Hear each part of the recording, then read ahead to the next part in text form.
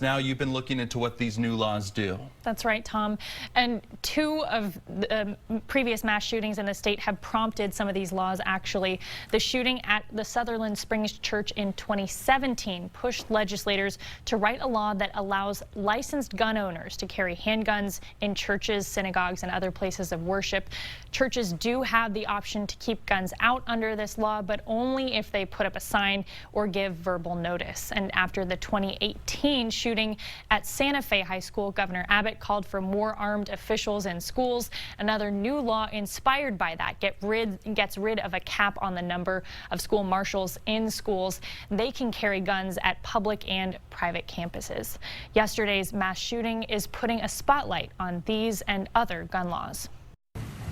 In Odessa, Governor Greg Abbott defended new laws which would loosen restrictions on gun use. Some of these laws were enacted for the purpose of making our community safer. He also says the number of mass shootings in Texas in recent years is unacceptable. We are working quickly to hammer out some solutions, to put some solutions on the table. We are in a crisis situation right now that needs to be addressed, and we cannot keep kicking this can down the road. Austin Representative Gina Hinojosa thinks the state should look to solutions like red flag laws to temporarily remove guns from people who might be a threat to themselves or others. That this is not an all or nothing debate.